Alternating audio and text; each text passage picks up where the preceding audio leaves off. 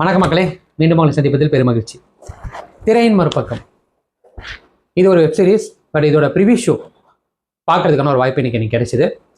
So இந்த படம் எதை பற்றி பேசியிருக்கு, என்ன சொல்லியிருக்கு, இதோட ஒன்லைன் என்னென்னு பார்த்தீங்க அப்படின்னா, சினிமா அப்படின்ற ஒரு பெரும் மோகம் என்றைக்குமே தமிழகத்தில் முக்கியமாக எல்லாருக்கிட்டையுமே இருக்கும். அது மேல் வர்க்கம், கீழ் வர்க்கம், நடுத்தர வர்க்கம் அப்படின்லாம் பார்க்காது. சினிமான்றது நம்ம தமிழர்களோட ஒன்றிணைந்ததுன்னு சொல்லலாம்.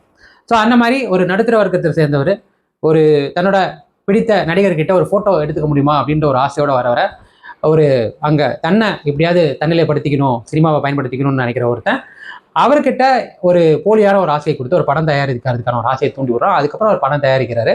அந்த படத்தினால அவர் சந்திக்கிற இழப்புகள் என்ன, அவர் எவ்வளோ கஷ்டங்களை சந்திக்கிறாரு, அவர் குடும்பத்தில் அவருக்கு என்ன மாதிரி ஒரு நிலை ஏற்படுது, அவர் குடும்பம் என்ன கஷ்டப்படுது. அதாவது ஒரு நடுத்தர வர்க்கத்திலேருந்து சினிமா மேலே ஒரு ஆசையில் அது சினிமா தயாரிக்கணும்னு வர ஒரு மனுஷனுக்கு பின்னால் உள்ள வலி, வேதனை, இழப்பு, இது எல்லாத்தையும் ஒரு எமோஷனலாக பேக்கேஜ் மட்டுமா சொல்லாமல் கமர்ஷியலாக எவ்வளோ ஹியூமரஸாக சொல்ல முடியுமோ, எந்த அளவுக்கு கிளாமர் வேணுமோ, எந்த அளவுக்கு ரொமான்ஸ் வேணுமோ, எந்த அளவுக்கு ஆக்ஷன் வேணுமோ, எல்லாத்தையும் கலந்து ஒரு கமர்ஷியல் பேக்கேஜோட ஒரு எமோஷனல் சோஷியல் மெசேஜாகவும் இந்த படம் பேசியிருக்கு. ஸோ இந்த படத்தில் எனக்கு முதல்ல என்ன பிடிச்சிருந்ததுன்னு பார்த்தீங்க அப்படின்னா, இந்த படத்தோட பிளாட் இது வரைக்கும் பெருசாக ஒரு நடிகரோட வழி, ஒரு அசிஸ்டன்ட் டைரக்டரோட வழி, ஒரு ஹீரோயின், ஒரு டெக்னீஷியனோட வழி எல்லாமே இந்த சினிமா நிறைய பேசியிருக்கு. பட் ஒரு தயாரிப்பாளரின் வழி அப்படின்றது இது வரைக்கும் பெருசாக எந்த படங்களும் பேசினதா எனக்கு நினைவில்லை. ஸோ முதல் முறையாக சினிமா பேக்ரவுண்டே இல்லாமல் சினிமா மேலே உள்ள ஆசையினால மட்டும் தங்கிட்ட இருக்கிற ஒரு சொத்து பத்தெல்லாம் வித்துட்டு ஒரு படம் தயாரிச்சிட முடியாதா அப்படின்ற ஒரு ஆசையோட வருவரோட அவர் அப்படிப்பட்ட ஒரு அப்பாவியான ஒரு வெள்ளந்தியான மனுஷனை இந்த சினிமா உலகத்தை சார்ந்த இந்த கெட்ட சக்திகள் எப்படிலாம் பயன்படுத்திக்குது, அதனால அவர் என்ன இழப்பு ஏற்படுறது, அவர் எவ்வளவு தூரத்துக்கு இழப்பை சந்திக்கிறாரு. ஒரு தயாரிப்பாளன்றவன் எப்பவுமே மேல் அந்தஸ்தில் தான் இருப்பானா, அவனுக்கு எந்த பிரச்சனையும் வராதான் நம்ம நினைப்போம்ல.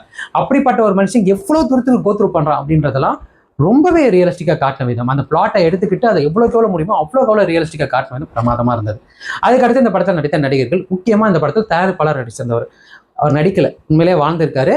அவரோட அந்த கஷ்ட நஷ்டங்களை நம்ம பார்க்குறப்போ சினிமானா ஒரு கலர்ஃபுல்லான லைஃப் இருக்கும்ல, அதுக்கு பின்னால் உள்ள வழி, முக்கியமாக தயாரிப்பாளராக ஒருத்தர் இருக்காருன்னா அவர் சந்திக்கிற வழி, அவர் ஒரு படத்தை தயாரிக்கிறதுக்கு எவ்வளோ கஷ்டம், அந்த தயாரித்து முடிச்சதுக்கப்புறம் அந்த படத்தை ரிலீஸ் பண்ணுறதுக்கு எவ்வளோ கஷ்டம் அப்படின்றதெல்லாம் பார்க்கும்போது அந்த மனுஷன் நடித்த நடிப்பு நம்மளுக்குள்ள அப்படி ஒரு இம்பாக்ட் ஏற்படுச்சு. அதை தாண்டி மற்ற நடிகர்கள் எல்லாருமே இந்த படத்தில் இயக்குனர் அவர் தான் கிட்டத்தட்ட நகைச்சுவை என்றது.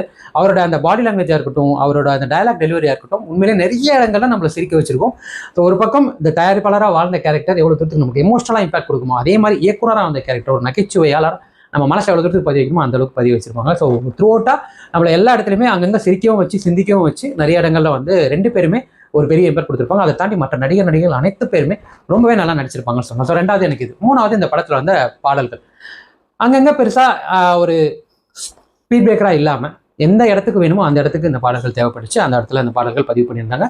முக்கியமாக இதில் சினிமா அப்படின்னு ஒரு பாட்டு வரும். நம்ம குசேலன் படத்தில் ஒரு பாட்டு வரும், சினிமா சகர்நாதன் அவர்கள். இது ஒரு இந்த மாதிரி ஒரு பாயிண்ட் ஆஃப் வியூவில் ஒரு சினிமாவை எப்படி பார்ப்பாங்க, ஒரு நடுத்தர வர்க்கத்தை சார்ந்தவங்க எப்படி பார்ப்பாங்க, அதுலேருந்து நான் சொல்கிறேன், அதுலேருந்து ஒருத்தர் சினிமா தயாரிக்க வந்தால் அவங்களோட பார்வை எப்படி இருக்கும் அப்படின்றதுல இந்த பாடல்களே இருக்கும். இந்த பாடல்களுமே பிரமாதமாக இருந்தது.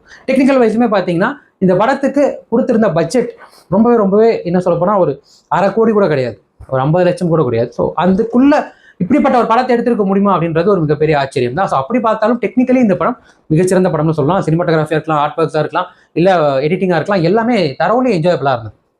எனக்கு இந்த படத்தில் இன்னும் இதை பெட்டராக பண்ணியிருக்கலாம் அப்படின்றது எனக்கு என்ன தெரிஞ்சுன்னா, மேபி இந்த படத்தோட பட்ஜெட் இன்னும் அதிகமாக கிடைச்சிருந்தா இன்னுமே நல்ல தெரிந்த முகங்களாக, இன்னுமே சிறப்பாக, இன்னும் பெரிய விஷயங்களில் டெக்னிக்கலி இன்னும் ஸ்ட்ராங்கான படமாக இருந்திருக்கலாம். பட் அவங்களுக்கு கொடுத்த பட்ஜெட்டில் இந்த படம் ஒரு மிகச்சிறந்த படம் தான். ஸோ இதை எபிசோடாக மொத்தம் 7-8 எபிசோடு வரும்.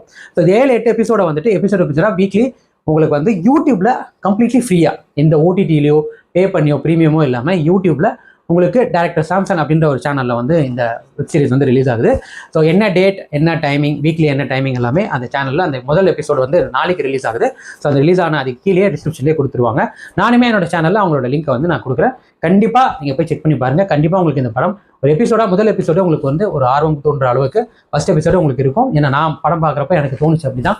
ஸோ டெஃபினட்டாக மிஸ் பண்ணாமல் பார்க்க வேண்டிய ஒரு வெப் சீரிஸ்ன்னு நான் நினைக்கிறேன். ஸோ நீங்கள் டிசப்பாயிண்ட் ஆக மாட்டீங்க, கண்டிப்பாக போய் பாருங்கள். எனக்கு திரையின் மறுபக்கம் எந்த அளவுக்கு இன்ஸ்பைரிங்காக கொஞ்சம் வேல்யூபிளாக இருந்ததுன்னு பார்த்தீங்கன்னா 100 நான் 80 கொடுப்பேன். ஒரு நல்ல ஒரு முயற்சி அந்த பட்ஜெட்குள்ளே. ஸோ கண்டிப்பாக மிஸ் பண்ணாமல் பாருங்கள். தொடர்ந்து மக்களை மீண்டும் அடுத்த வாரம் நல்ல திரைப்படம் நல்ல விமர்சனம் வர முடியும் சந்திக்கிறேன். இது நம்ம போச்சு.